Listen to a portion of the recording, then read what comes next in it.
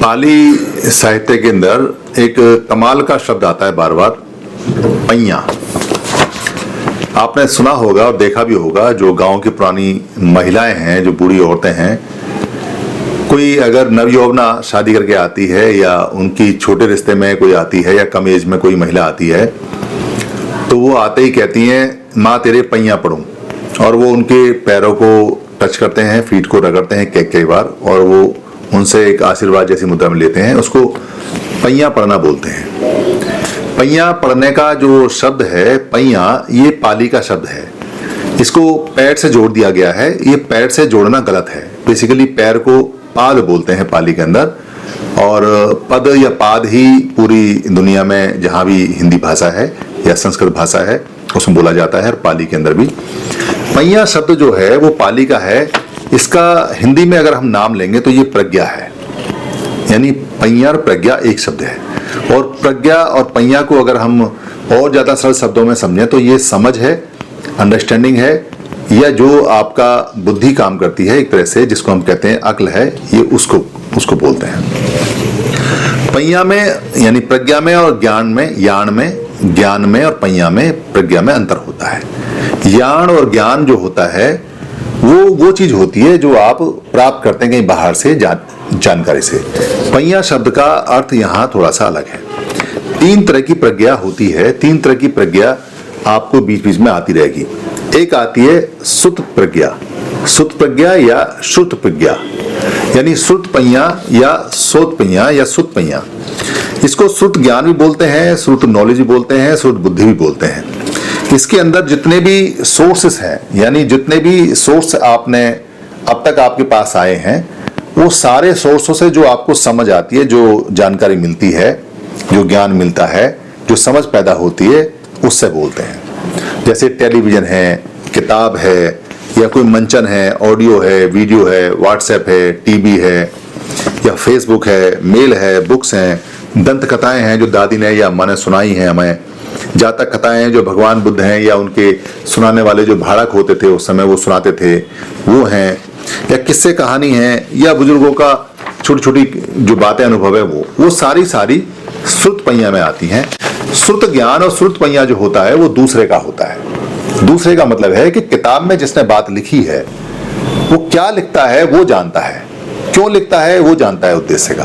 ये टेलीविजन के अंदर जो बात आपको बताई जा रही है वो ज्ञान आपका नहीं है, वो नॉलेज आपकी नहीं है। उसने कितना फोटो उसमें काटा है, कितना छाटा है, और वो उस पल आपको क्या बताना चाहता है, वो उसका दूसरा पक्ष दिखा रहा है या नहीं। एक अच्छा पक्ष उसने दिखाया, खराब नहीं दिखाया, या खराब दिखा दिया, अच्छा नहीं दिखाया। तो दूसरे की नॉलेज, यानी किताब भी दूसरे ने लिखी है, अखबार भी दूसरा आदमी लिख रहा है। अखबार आपकी मर्जी से नहीं आता। अखबार में जो अखबार का मालिक या जो अखबार का एडिटर या जो अखबार का राइटर, लेखक है, वो जो लिखना चाहता है वो लिखेगा, उसमें आपका कुछ नहीं है। तो ये सारी इंफॉर्मेशन जो ज्ञान और समझ होती है ये पराई होती है, इसमें आपका कुछ नहीं है। व्हाट्सएप पे, फेसबुक पे या मेल में जो भी आता है वो बाहर से आता है, उसमें आपने कुछ नहीं किया। या आप भी जिसको भेज रहे हैं, या आपने जो किताब लिखी है, या आप जो टीवी में बना रहे हैं, या जो वीडियो मैं अभी बना रहा हूं, इसमें मैं आपको क्या देना चाहता हूं वो मेरे ऊपर है। ये 1 साइडेड है, 2 साइडेड नहीं है, यानी एक तरफा है, 2 तरफा नहीं है। जो मैं कह रहा हूं वही आप सुनेंगे और उसी पे आप आगे देखेंगे। क्या करेंगे आगे? इस श्रुत पैया पे, श्रुत समझ पे आप चिंतन करेंगे। उसको बोलते हैं नेक्स्ट लेवल में चिंतनमयी प्रज्ञा, यानी चिंतनमयी प्रज्ञा। अब जितनी भी इंफॉर्मेशन आपके पास आई है उस इंफॉर्मेशन को आपकी जो संज्ञा है, यानी कि जो आपकी मेमोरी है, वो इसको रीड करेगी, देखेगी कि ये पहले बात कब बताई, कैसे बताई, कितनी बताई, पहले क्या बात थी, उसका कंपैरिजन करेगी, उसका ऊंच नीच करेगी, उसका लाभ हानि देखेगी, उसका कोई बेनिफिट है, उसका कोई नुकसान है, वो सब करेगी। आपकी परिस्थितियां भी इसमें जुड़ेंगी चिंतन में। आपके दोस्त, आपके यार, आपका एटमॉस्फेयर, आपकी कास्ट, आपका नाम, आपका पैसा, आपकी जगह, आप जहां रहते हैं, वो ये सारी चीज उसमें प्ले करेंगी, रोल में करेंगी। और उसके बाद में इसमें चिंतन में आप अपना लाभ हानि देख के जैसे भी आप इसको रिजल्ट निकालेंगे तो ये चिंतनमयी प्रज्ञा होगी। ये चिंतनमयी प्रज्ञा पूरी आपकी नहीं है, ये बहुत जरा सी आपकी है, क्योंकि इसमें जितनी भी परिस्थितियां हैं वो बाहर की हैं, वो आपके कंट्रोल की नहीं है। चाहे इसमें एटमॉस्फेयर है, चाहे आपकी रिश्तेदारी है, चाहे कोई पड़ोसी है, चाहे मोहल्ला है, आप कहाँ रहते हैं, कैसे रहते हैं, क्या इसका फायदा क्या नुकसान है, वो सब परिस्थिति के ऊपर है। इसमें आपका ज्ञान बहुत थोड़ा सा है, मगर बहुत थोड़ा सा है, इसलिए इसको चिंतनमयी प्रज्ञा बोलते हैं। और जो बुद्ध ने खोजी, जो लास्ट में जिसको भावमयी प्रज्ञा बोलते हैं, यानी असली जो प्रज्ञा का नाम है वो भावमयी प्रज्ञा से पड़ा है, वो 100% आपकी है।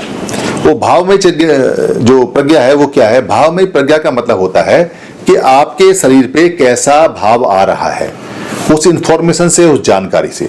आप पास होने की खबर आपके पास आई तो आपका शरीर कैसे महसूस कर रहा है, और आपको फेल होने की खबर आई तो आपका शरीर कैसे महसूस करता है। किसी ने आपको अपमानजनक कोई बात कही तो आपका शरीर कैसे अनुभव करता है, और किसी ने आपको अगर प्रसन्नतापूर्वक बात कही तो आपका शरीर कैसे अनुभव करता है।